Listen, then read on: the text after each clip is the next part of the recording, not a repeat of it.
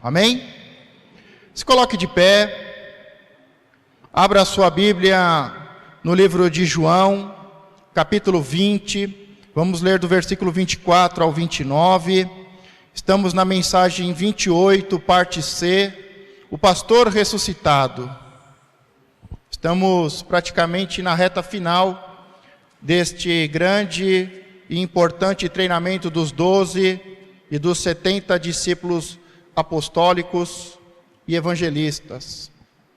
Livro de João, capítulo 20, do versículo 24 ao 29. Felizes os que não viram e creram. Diga comigo, felizes os que não viram e creram. Ao final de cada versículo, toda a igreja de Cristo diga amém.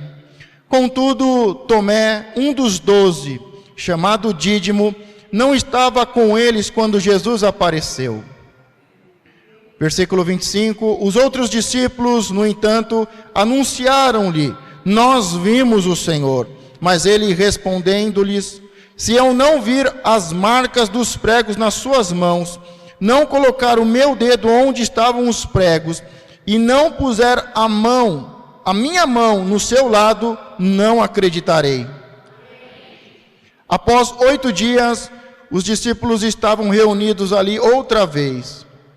E Tomé estava com eles, as portas estavam trancadas. Quando Jesus apareceu, pôs-se no meio deles e disse, a paz seja convosco. Versículo 27, então dirigiu-se a Tomé, dizendo, coloca o teu dedo aqui, vê as minhas mãos, estende tua mão e coloca no meu lado. Agora não sejas um incrédulo, mas crente. E Tomé confessou a Jesus, meu Senhor e meu Deus.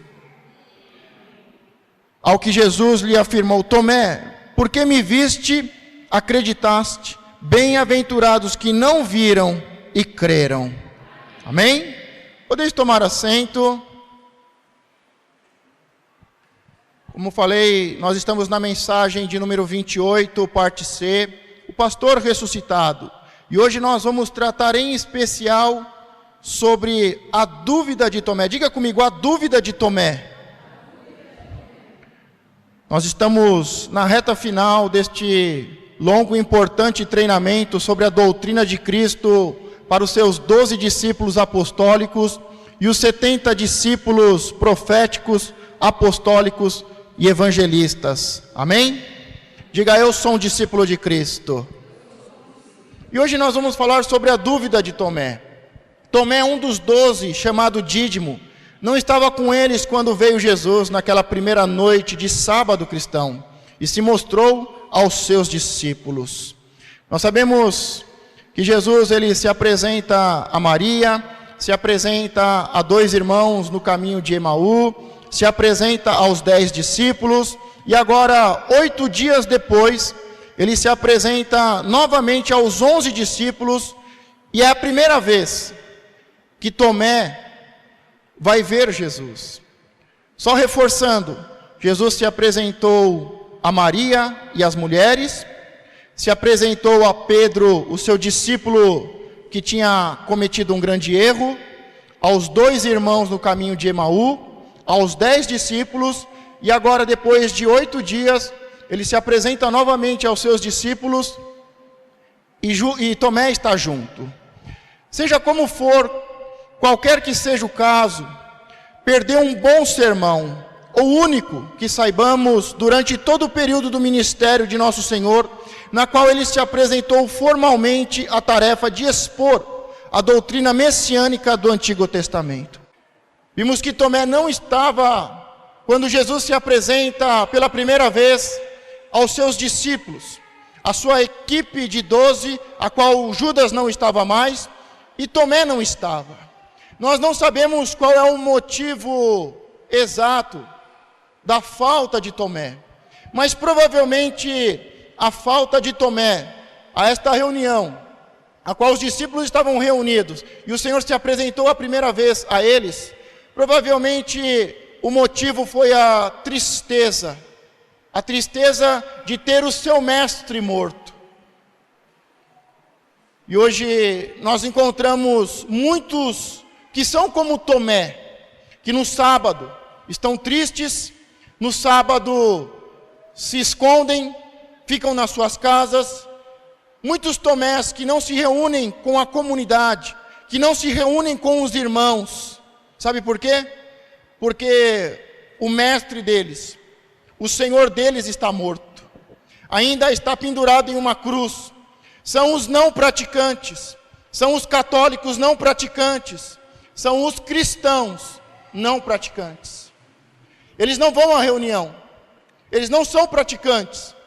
E o principal motivo deles não serem praticantes é porque ainda há muitas dúvidas. O seu mestre se apresentou, mas eles não estavam presentes. Para eles, o seu mestre ainda está morto e a tristeza ainda reina em seus corações. Por isso não sabemos qual é o real motivo que Tomé não estava naquela reunião. Não sabemos se houve um compromisso, se houve uma séria justificativa para que ele não estivesse, mas podemos concluir que ele não foi por causa de uma grande tristeza que estava no seu coração. Quantas pessoas deixam de vir à casa do Pai por causa da tristeza que toma conta do coração, por causa dos fracassos, por causa da falta de realização, de sonhos, de projetos que acontecem, ficam no sábado, ficam no dia da reunião, no dia da comunhão, ao invés de se reunirem em amor e despertar a fé e o amor para vencer, estão presos à tristeza. Por isso, Tomé, ele não só está triste, mas ele perdeu provavelmente o único sermão de Jesus Cristo, a qual ele usa as escrituras sagradas do Antigo Testamento para falar que ele é o Cristo, Filho de Deus, que deveria passar pela cruz e vencer a morte. Nós vimos Jesus fazendo isso com os 2 discípulos no caminho de Emaú. O Senhor abre os olhos interiores, e quando parte o pão, os olhos exteriores são abertos. E na reunião anterior, em que Tomé não está, o Senhor abre os olhos exteriores, os olhos naturais dos discípulos, e depois abre os olhos do interior, do entendimento, para que os discípulos pudessem verdadeiramente entender, segundo a palavra de Deus, o Antigo Testamento, que Jesus era realmente o Messias, aquele que deveria ser enviado para morrer em nosso lugar, aquele que deveria ser sacrificado como a ovelha, como o carneiro, como o bode expiatório em nosso lugar. Por isso, Tomé, quando ele ficou em casa, ele perdeu um grande sermão, e como eu falei, provavelmente o único sermão que o Senhor fez com este tema, porque Tomé viu muitos milagres, ouviu muitas vezes o mesmo sermão, sendo ministrado como uma doutrina, como uma parábola, viu a palavra ali em prática, libertando pessoas, curando, mas ele perdeu um grande sermão, provavelmente o único sermão que o Senhor fez aos seus discípulos. E isso pode acontecer comigo e com você. Sabe, aquele dia mais importante, em que algo sobrenatural acontece, e nós não estamos lá, entre os irmãos, para recebermos aquela palavra, para recebermos aquela revelação. Eu lembro que há muitos anos atrás, quando eu começava a ministrar a palavra de Deus ainda nas casas, eu lembro que o Senhor começou a incomodar e falar sobre casa, sobre ter uma casa, receber uma bênção, alcançar um sonho, um projeto, alcançar o sonho do brasileiro, o sonho da casa própria. E durante várias reuniões nas casas, eu e a pastora íamos ministrando este sonho, íamos ministrando que o Senhor ia dar condições, que o Senhor ia abrir portas, que o Senhor ia limpar os nomes, que o Senhor ia engrandecer, ia tirar os discípulos da cauda e colocar como cabeça, que o sonho do brasileiro, da casa própria, ia acontecer. E eu lembro que uma das pessoas que frequentava a reunião, ele estava já há muito tempo buscando ter uma casa própria. E ele me procurou e ele falou: olha, eu estou entendendo o que Deus está fazendo. Eu estou entendendo que Deus está nos preparando, que Deus está nos levantando, que Deus está restituindo o sonho de uma casa própria. Olha, e ele falando com alegria e ao mesmo tempo com tristeza, porque nenhum dos seus familiares tinha uma casa própria. Todos eles moravam de aluguel, todos eles eram pessoas que dependiam do aluguel, de uma casa, de um empréstimo, de um favor e de um aluguel. E ele falou: não, ore por mim, vamos orar juntos, porque eu estou entendendo o que Deus está fazendo, eu estou entendendo o que Deus vai fazer, eu quero estar junto, eu quero receber esta bênção. Mas, certo domingo, nós saímos da reunião das casas, pegávamos o ônibus em Mogi das Cruzes e atravessávamos a Ayrton Senna até chegarmos em São Mateus. E em um certo domingo, sem mais sem menos, o apóstolo chama à frente as pessoas que não possuem uma casa. Ele libera uma palavra profética e ele ora por aquelas famílias. Mas esta pessoa que tinha me procurado, que tinha dado o seu testemunho e falado do seu desejo e do seu sonho, não estava naquela reunião. Mas muitos outros discípulos que faziam parte da reunião estavam. E passado muitos anos, a triste realidade para ele, que não foi aquela reunião, que continua do mesmo jeito, sem uma casa, morando de aluguel, indo de casa em casa. Quando pedem a casa, ele precisa mudar. Quando ele passa uma dificuldade, ele precisa de uma ajuda. Ele vai morar com alguém. Ele perdeu o dia, o momento especial. Mas este testemunho é só para ele que faltou aquele dia. Porque os outros discípulos que estavam naquela reunião, todos, sem exceção, possuem uma casa hoje. Todos eles saíram do aluguel. Muitos estavam com o nome sujo. Muitos já tinham desistido do sonho de ter a casa própria, de sair da casa dos fundos dos pais, de ter a sua própria casa, de sair do aluguel. Muitos conseguiram, mas ele não conseguiu. Sabe, às vezes nós estamos como Tomé, tanto tempo andando lado a lado com Cristo, tanto tempo andando lado a lado, esperando um momento especial, buscando uma bênção. Há uma promessa, as coisas estão acontecendo. Quando as coisas ficam ruins, quando as coisas ficam difíceis, aí a pessoa dá um passo atrás, faz como Tomé. Ao invés de vencer a tristeza, vencer o dia mau, ele dá um passo atrás, ele falta, ele não está na comunhão. Mas bem nesse dia, Deus se apresenta e faz algo sobrenatural. E este discípulo, eu tenho contato com ele até hoje. E até hoje ele tem dificuldade com a casa. Até hoje ele não alcançou o sonho de ter uma casa própria. Mesmo sabendo o que Deus ia fazer, mesmo entendendo o que estava acontecendo, confessando o problema da sua casa, dos seus pais, e manifestando o desejo do seu coração para a sua família, ele não conseguiu alcançar. E ele perdeu uma oportunidade, porque não estava no momento certo. Você pode pensar: puxa, mas ele foi em todas as reuniões. Tomé também, ele foi em todas. Ele participou de todas. Mas aquele dia especial e sobrenatural, ele não estava. E ele perdeu um grande sermão. Ele perdeu uma grande bênção. Por isso, se você tem buscado algo, você tem que tomar cuidado para não perder o seu posto, para não faltar e não ser vencido pela tristeza, pela melancolia e pelos problemas do dia a dia. Tomé é chamado de o reacionalista, o racionalista entre os 12. E alguns até mesmo supõem que ele tenha pertencido à seita dos saduceus, antes de se unir ao grupo de Jesus. Quando olham a vida de Tomé, e é comum é comum os estudiosos, os pregadores, olharem apenas um momento importante, um momento em que se destaca, um momento mais importante, um momento mais difícil, e quando olham para a vida de Tomé, eles olham exatamente este momento em que ele faltou a uma reunião e que ele diz: eu preciso ver com meus olhos. Mas Tomé, ele não é um racionalista, ele não é uma pessoa que simplesmente pensa com a mente, ou como alguns dizem, um saduceu. O que é um saduceu?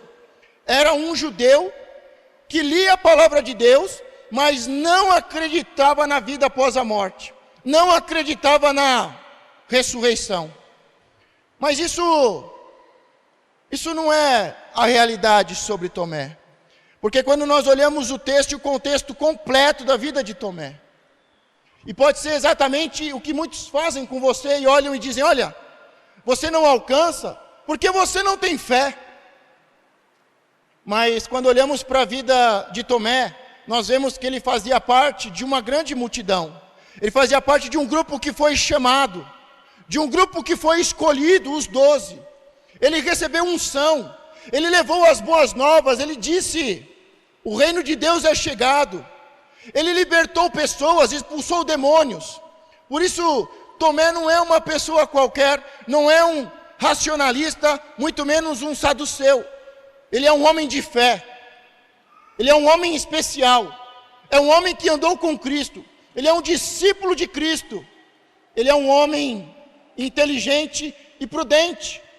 Quando acontece o caso em que Jesus Cristo ressuscita o seu amigo Lázaro, nós vemos que Tomé acredita, Tomé não duvida, não há nada falando que ele não acredita na ressurreição. Pelo contrário, ele já tinha visto uma pessoa voltar da morte depois de 4 dias. Por isso Tomé é um discípulo, é um apóstolo, é um homem de fé, é um homem inteligente e prudente, porque a única coisa que ele disse é: o nosso caminho, a viagem que nós vamos tomar para ir até a Betânia, a cidade de Betânia, visitar a família de Lázaro, é perigosa. As pessoas já querem te prender, as pessoas já estavam procurando Jesus, e ele diz: é perigoso, nós vamos subir e nós vamos morrer junto com ele. Mas ele diz: vamos subir, subamos nós com ele. Por isso Tomé é um homem especial, é um discípulo chamado, capacitado, ungido, que levou as boas novas, que expulsou demônios, que acreditou na ressurreição e viu com seus próprios olhos a ressurreição do amigo de Cristo, de Jesus Cristo, Lázaro. Por isso não estamos falando de uma pessoa qualquer, e não estamos separando um texto simplesmente para analisar, mas estamos falando sobre todo o processo da vida de um homem que está num momento difícil. Sua dúvida não provinha de seu sistema de pensamentos, mas do estado de seus sentimentos. A grande questão da dúvida de Tomé não faz parte dos pensamentos, mas ela fluía de um coração que estava triste, que estava amargurado. Devemos dizer aqui uma outra coisa sobre a dúvida desse discípulo. Ela não precedia de uma indisposição ou de uma má vontade para crer. Sabe, nós vimos que a ressurreição de Cristo era uma notícia boa demais para ser verdade. E muitos não acreditaram, mas alguns queriam dizer que era uma mentira. E não só duvidar, mas fazer com que os outros duvidassem. E o caso de Tomé não é esse. Tomé não é uma pessoa má. Tomé não é uma pessoa mesquinha. Não é uma pessoa qualquer que não quer acreditar na ressurreição. Ele simplesmente tem uma dúvida, como a maioria de nós. Quantos nunca foram tomados por uma dúvida? Será que Jesus realmente veio a essa terra? Será que realmente eu posso confiar na palavra de Deus? Será que realmente Jesus ressuscitou? Será que se realmente eu for fiel nos dízimos, o Senhor vai me abençoar com uma bênção tal? Quem é que nunca foi tomado por uma dúvida? Mas nós somos como Tomé. Fazemos parte de uma multidão. Fazemos parte de um grupo, de uma equipe de 12, de 70. Nós somos discípulos. Nós já vimos as maravilhas, os sinais, os prodígios. Nós já vimos grandes coisas. Nós não somos pessoas más. Nós não somos como os religiosos da época que induziu a mentira, que corrompeu os soldados para que mentissem. Não é uma mentira, não é uma dúvida mesquinha, não é uma dúvida diabólica, mas é uma dúvida que vem do coração, que está sofrendo, do coração que está triste. Por isso, não quero aqui fazer como a maioria faz, criticar Tomé.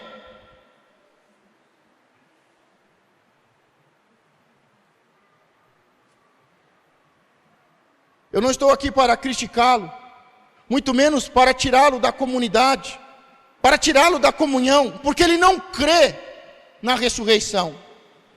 Mas ele é um homem bom, é um discípulo escolhido, capacitado, ungido, que levou as boas novas, que fez maravilhas, que expulsou demônios, que viu Lázaro ser ressuscitado ao 4º dia, mas agora, neste momento mais difícil, o seu coração está tomado pela melancolia, pela tristeza, e ele não consegue vencer isso. Ele diz: eu só vou crer se eu ver, se eu tocar, se eu colocar o dedo, se eu colocar a mão nas feridas.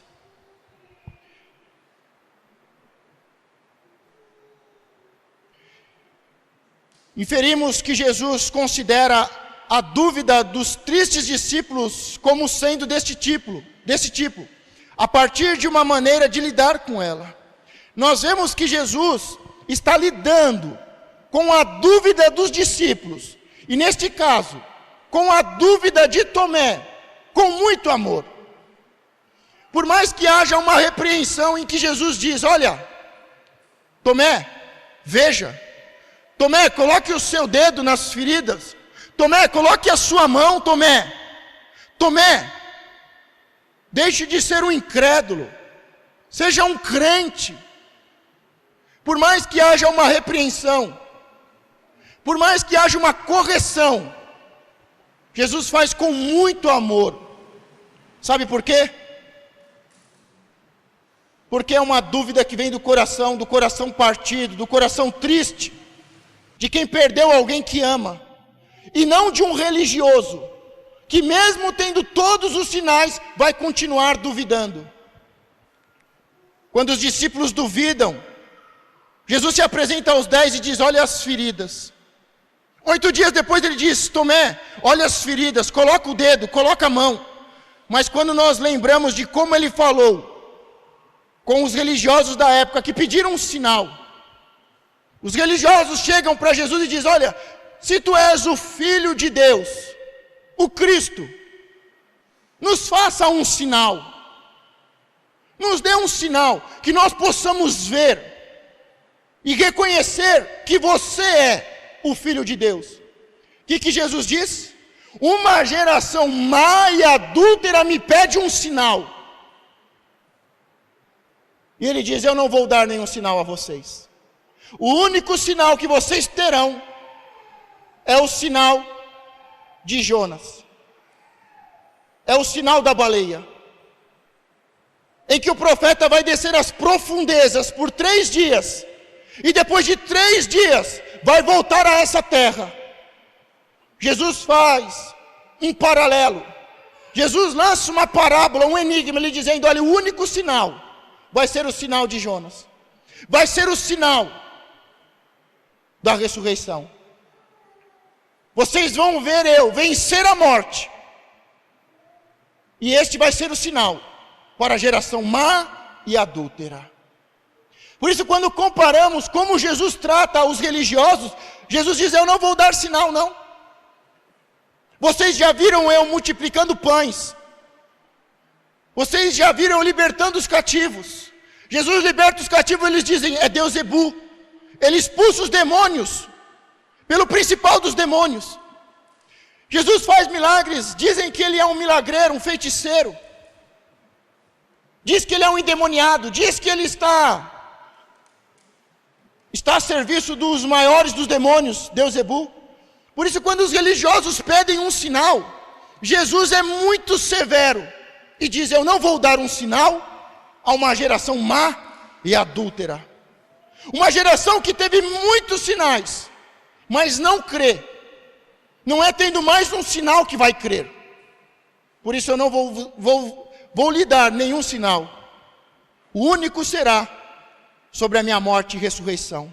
Mas quando nós vemos os discípulos, quando estão tomados pela dúvida, porque agora não é uma dúvida religiosa, não é uma dúvida diabólica, que pede um sinal atrás de outro,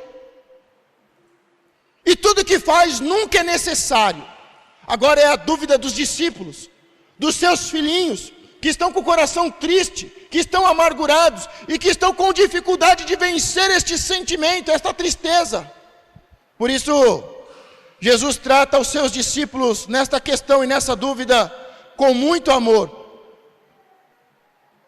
Tendo averiguado o caráter da dúvida de Tomé, que nós vimos que não é religiosa, mas é sentimental, consideremos agora a sua fé. Vamos analisar a fé de Tomé.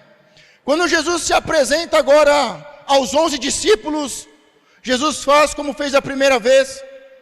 A sala, o cenáculo estava fechado, estava trancado. Jesus entra como um fantasma. Mas Jesus pega e diz: paz seja convosco. Mas agora ele se dirige diretamente a Tomé e diz: Tomé, aqui estão as feridas, olha. Aqui estão, Tomé, pode colocar o seu dedo, pode colocar a sua mão. Ele está falando diretamente com Tomé.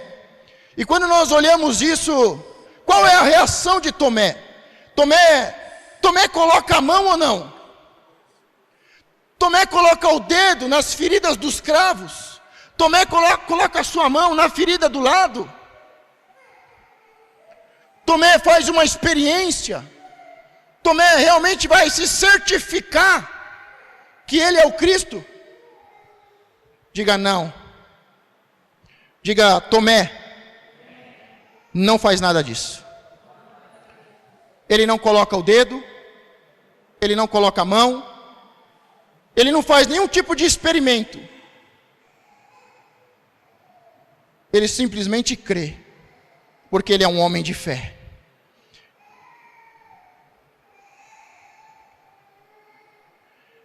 Tomé, o discípulo, é representado como crendo, porque viu as feridas mostradas, não porque as tenha tocado.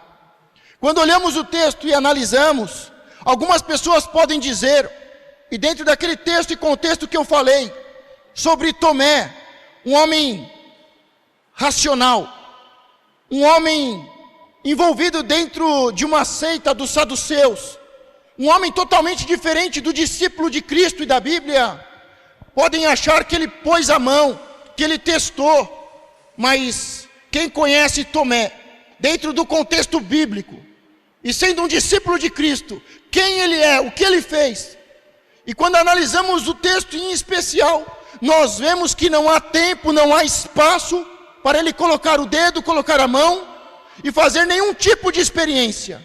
Ele simplesmente crê. Diga: os olhos foram abertos. E quando os olhos são abertos, nós vemos que ele faz uma confissão muito importante. Foi uma nobre confissão de fé, a mais avançada, na verdade, já feita por qualquer um dos 12 durante o tempo em que estiveram com Jesus. O último é o primeiro. O mais duvidoso atinge a crença mais firme e completa.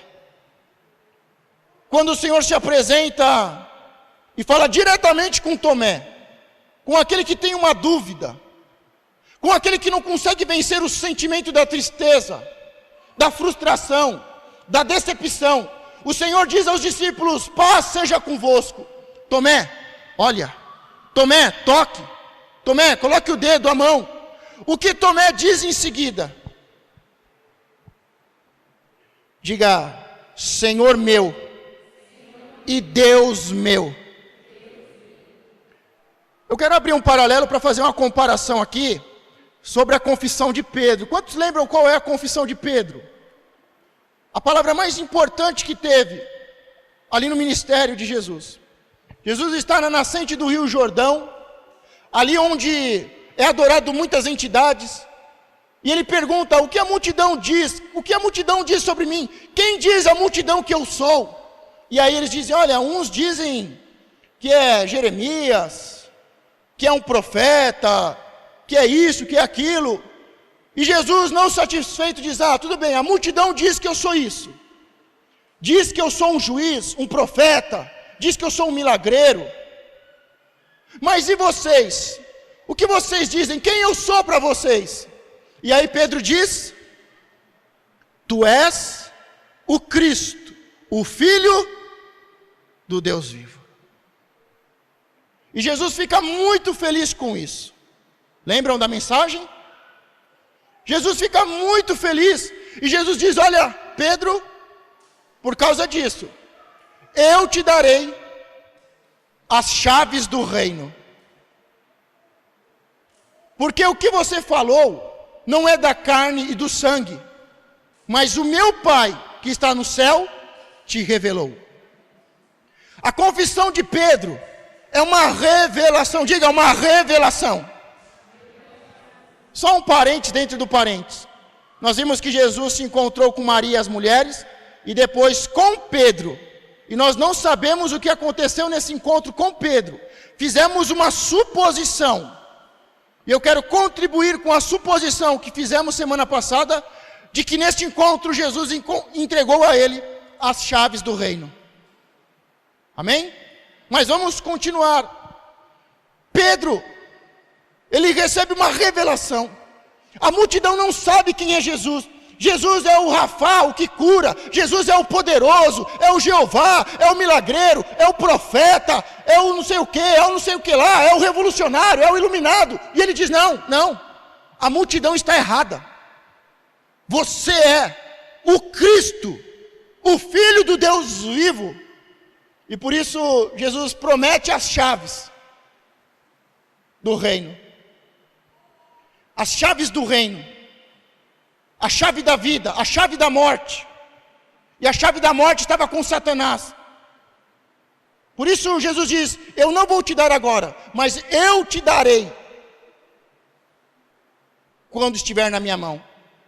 Quando eu tomar do inimigo a chave da morte, eu vou te dar as chaves da vida. Era uma revelação. Diga, uma revelação. Agora, sabe o que acontece com uma revelação? Não é algo nosso, não é algo do nosso coração, não é algo que lemos no texto sagrado, ou na letra que mata. A revelação vem de Deus. É de Deus. É do reino de Deus. E por isso, não entendemos. O maior problema que nós temos na igreja é que quando Deus dá uma revelação, a igreja não entende o que é. Pedro falou porque ele recebeu uma revelação, mas ele não entendeu a revelação, porque se ele tivesse entendido a revelação, ele não tinha negado o seu mestre. Por isso, muito mais do que uma revelação, é importante que a nossa mente seja iluminada, que venhamos a ser cheios do Espírito Santo. Você pode ser um Pedro e ter uma revelação. O Senhor vai fazer isso. O Senhor vai fazer tal coisa daqui 2 anos. Vai acontecer isso. Mas a revelação, ter a revelação, não faz de você uma pessoa madura e iluminada, uma pessoa cheia do Espírito da verdade. Muitas pessoas entregam revelação, mas não são cheias do Espírito Santo e não possuem o Espírito da verdade.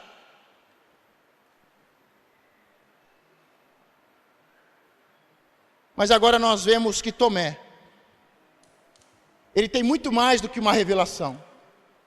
Porque quando Cristo mostra as mãos para ele, as feridas, ele diz: Senhor meu, meu Senhor.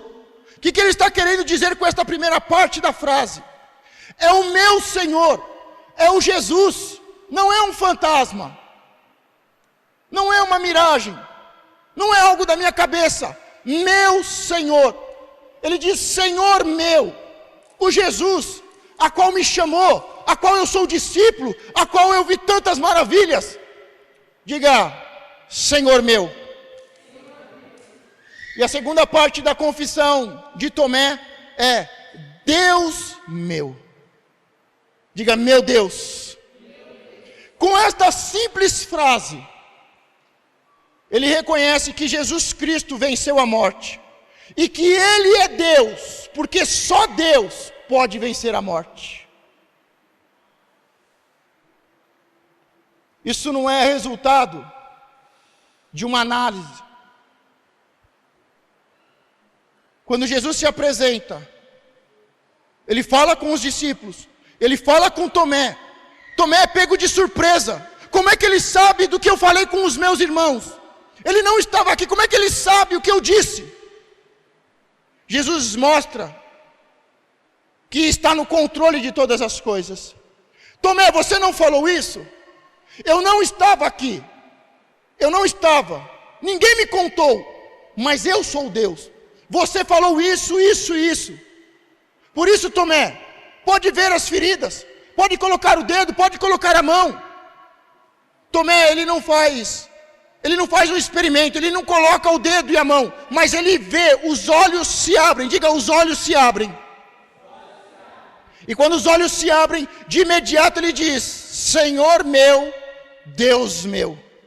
Ele reconhece que Jesus venceu a morte, e por vencer a morte, Ele é Deus.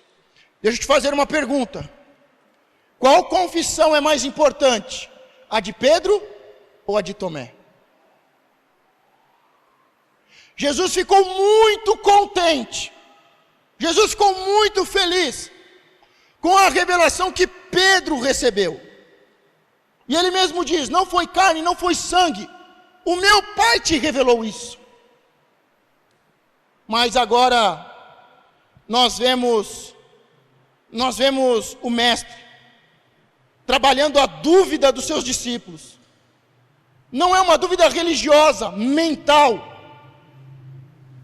Não é uma dúvida maligna, mas é uma dúvida sentimental, da melancolia, da tristeza. O Senhor está tratando, o Senhor está libertando e curando os seus discípulos para que possam vencer a dúvida. E o resultado é tremendo. E a confissão mais bonita para mim, e mais importante do que a de Pedro, é a de Tomé. Senhor meu e Deus meu. Diga: Senhor meu e Deus meu. Aqui entra o que eu tenho defendido e tenho batido na tecla e tenho falado.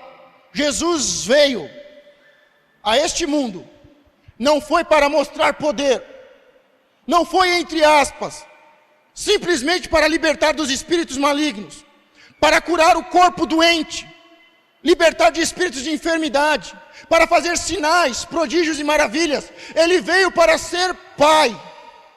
Ele é o Deus. Ele é Deus.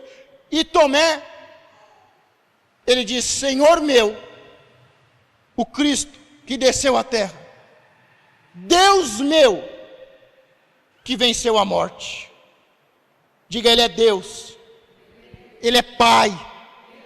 Quando Deus, Ele começa uma nova história para a humanidade, o primeiro homem que Ele chama é um pai exaltado. E Deus transforma este pai exaltado, este pai honrado, em um pai de nações.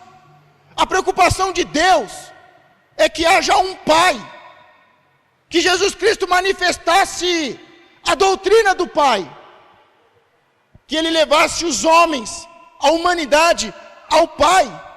E por Jesus Cristo ser o Pai, estar no Pai desde o princípio, ele é Senhor e ele é Deus. Por isso, pode parecer algo muito simples, mas não é. Você pode estar achando ou seguro de si mesmo que você tem Jesus Cristo como Deus que venceu a morte.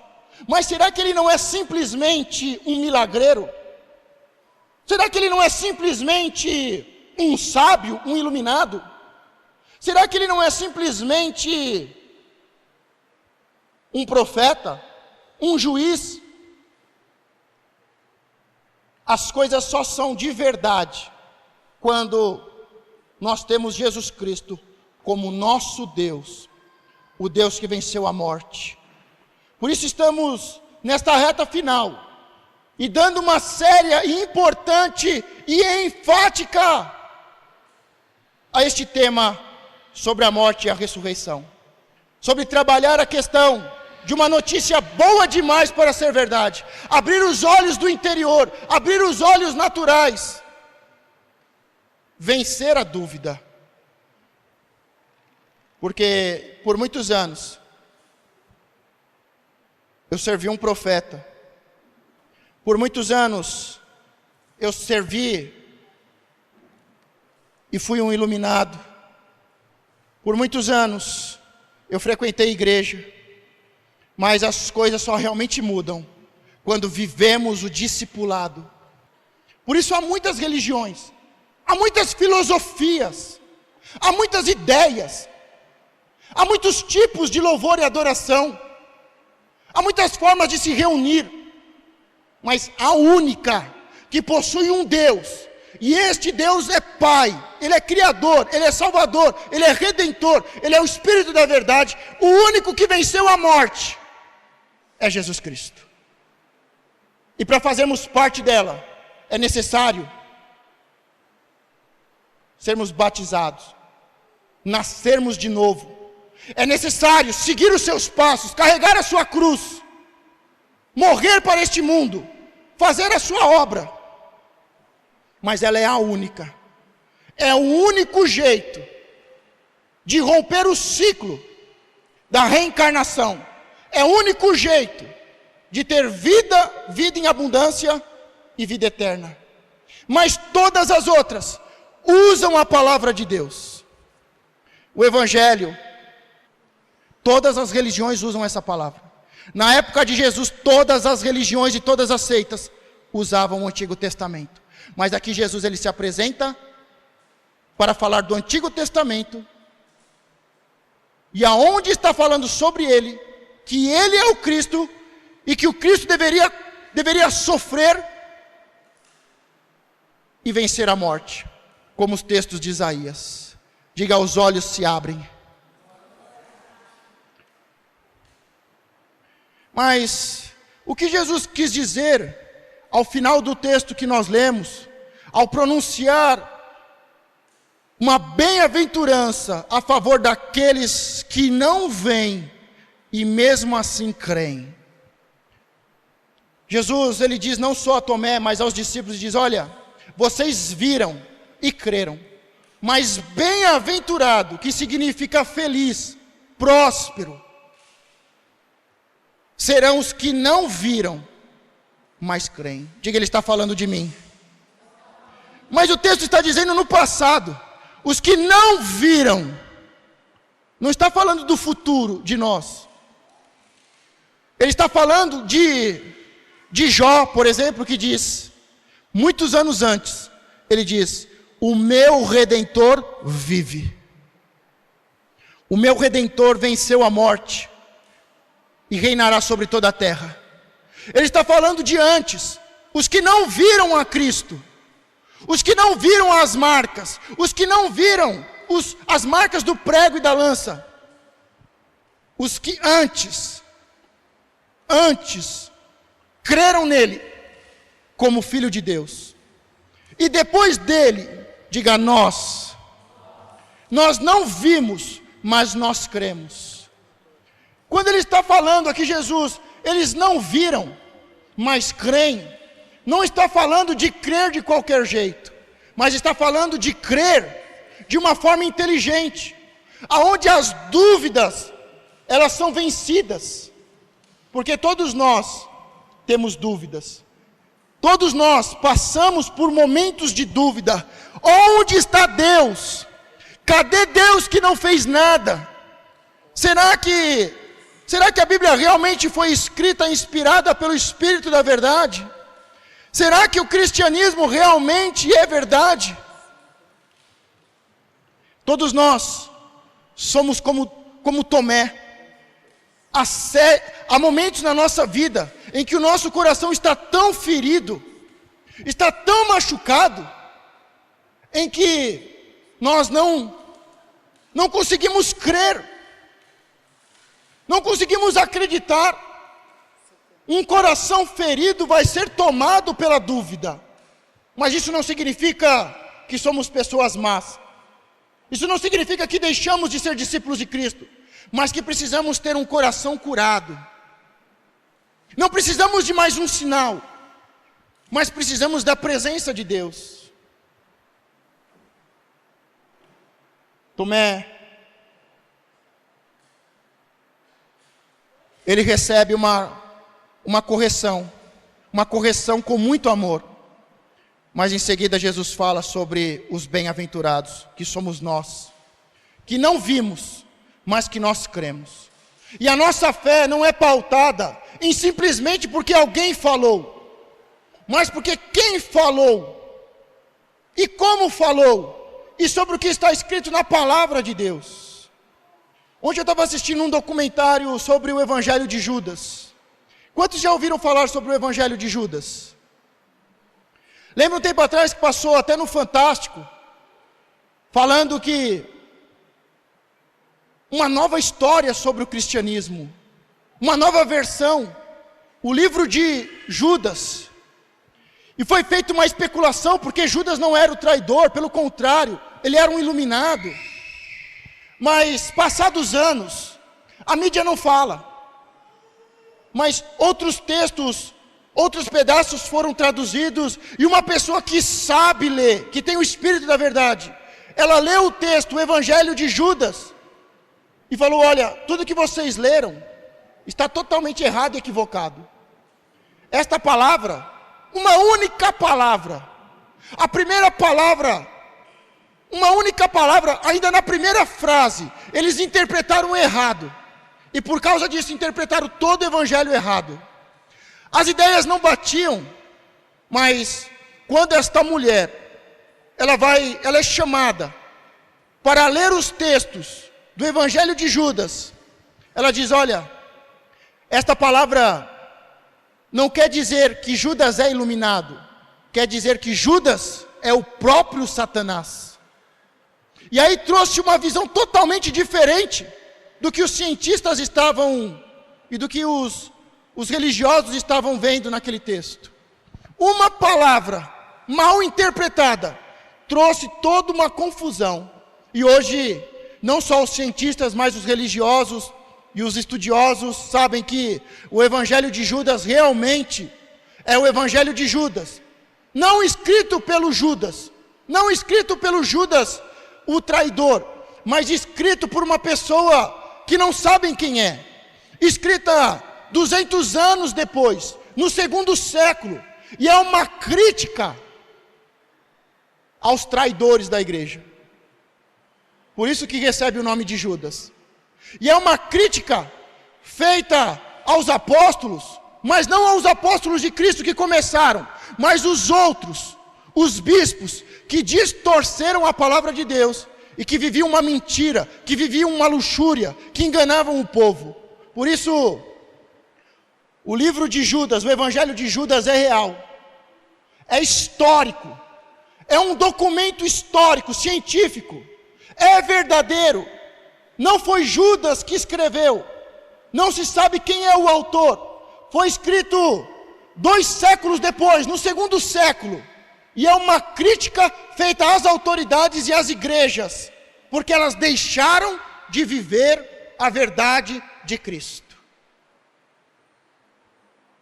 O evangelho estava crescendo no segundo século, mas estava crescendo do jeito errado, sem ser a vontade de Deus, com muitas mentiras. Por isso, era uma crítica aos apóstolos e bispos da época, e à igreja de Cristo, que estava corrompida.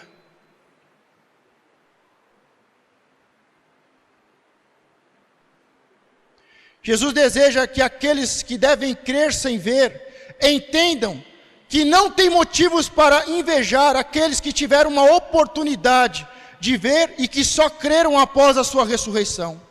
Nós, que vivemos tanto tempo após os acontecimentos, registrados na palavra de Deus, somos muito propensos a imaginar que estamos em uma grande desvantagem quando comparada aos discípulos de Jesus.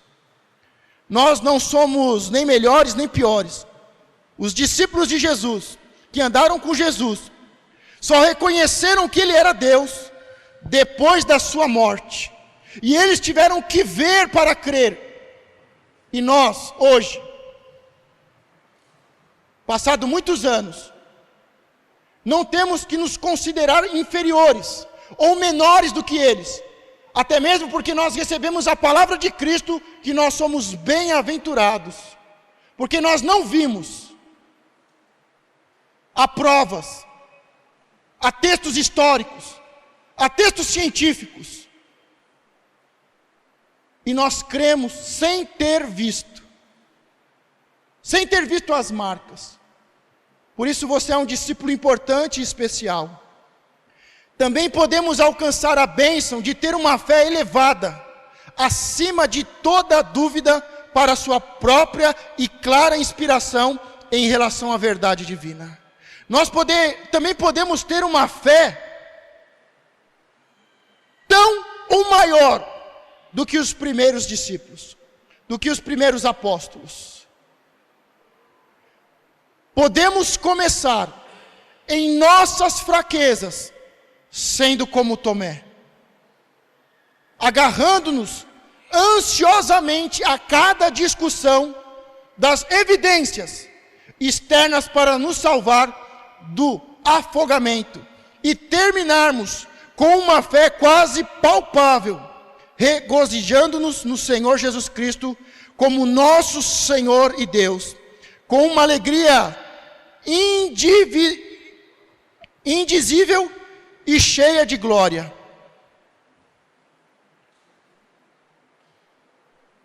As dúvidas, elas fazem parte.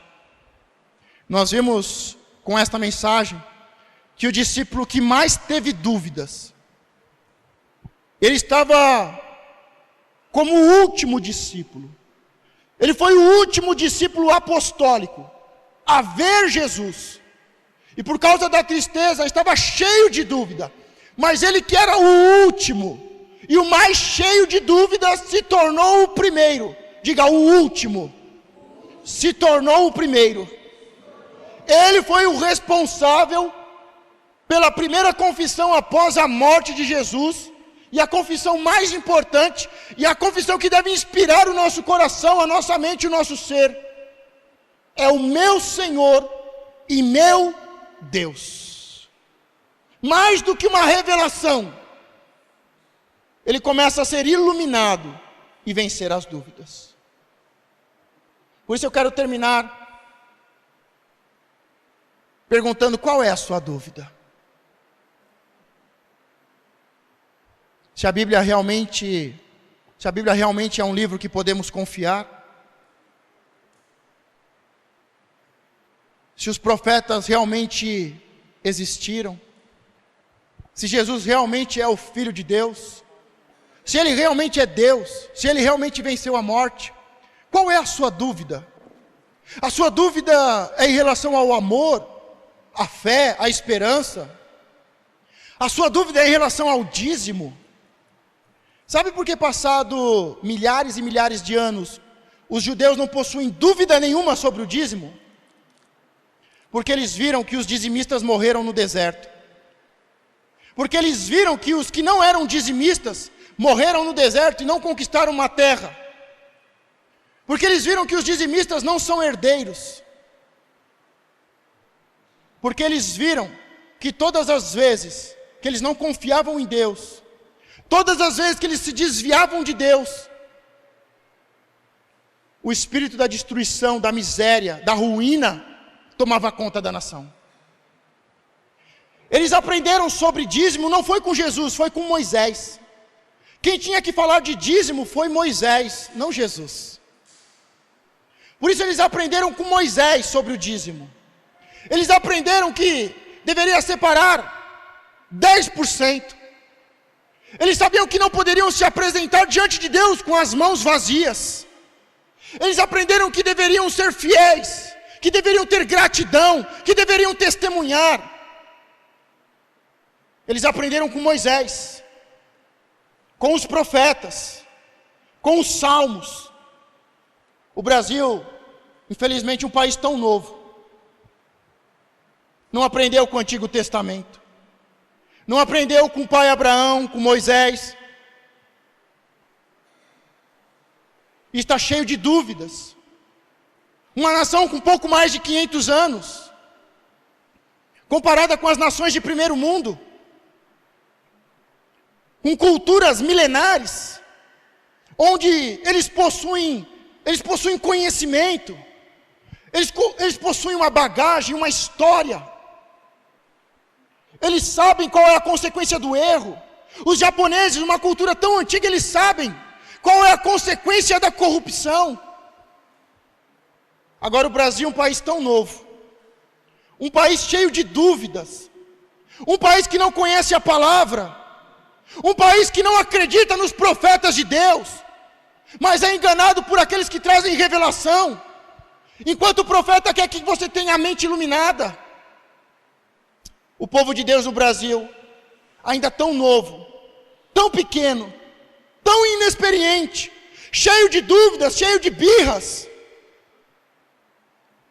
não consegue distinguir entre o bem e o mal.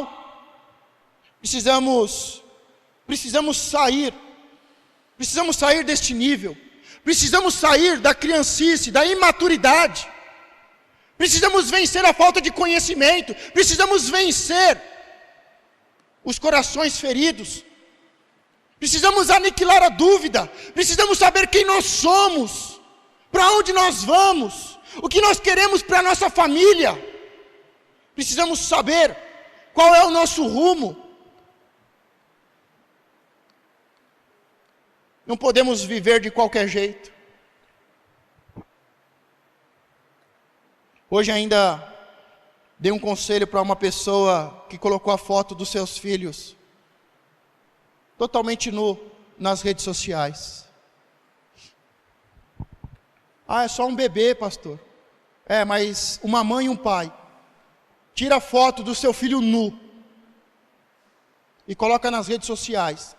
Está colocando os seus filhos debaixo de um espírito de pedofilia. Porque nós sabemos que as redes sociais, infelizmente, está totalmente contaminada por pessoas malignas. E eu falei, olha, o seu filho é tão bonito, cuida do seu filho, não expõe o seu filho. Há muitas pessoas nas redes sociais toda hora fazendo desafios para que as crianças sejam colocadas as fotos, e essas pessoas doentes salvam essas fotos.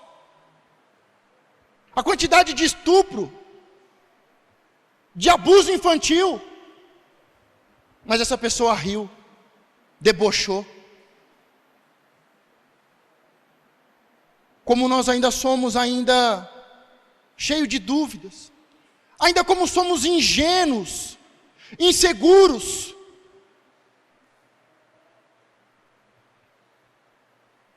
Nosso Deus, Ele é Pai do órfão, é Deus da viúva, Ele é o nosso Senhor e Salvador. Você precisa saber que você é filho de Deus, que Ele é o teu Deus, o teu Pai, o teu abençoador, que Ele é o teu Salvador e Redentor. Você precisa entender como os antigos, como Jó escreveu: o meu Redentor vive, Ele venceu a morte, Ele é Deus. Ele é o meu Deus, é o meu Pai, é o meu abençoador, é o meu provedor. Eu sei quem eu sou filho de Deus.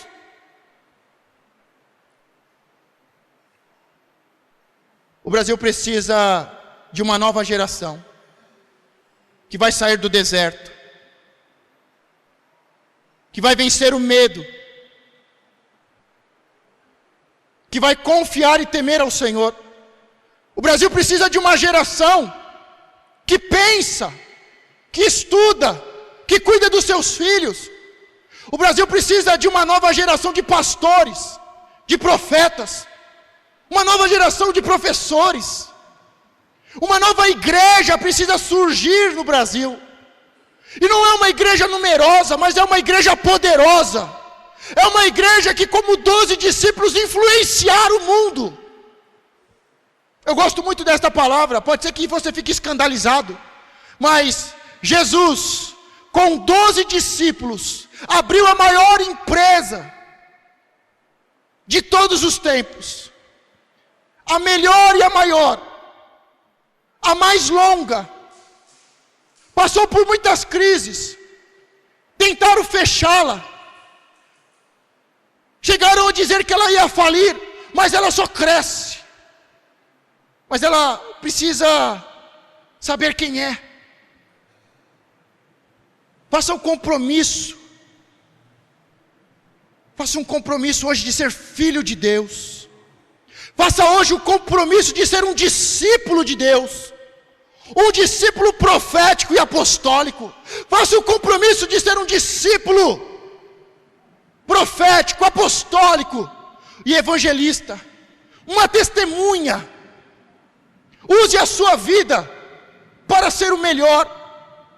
Você não vai mudar do dia para a noite, mas mude 1% por dia. Mude um passo por dia. Vença a ignorância, um passo de cada vez. Vença a dúvida. Tenha sonhos e projetos. Faça o seu propósito.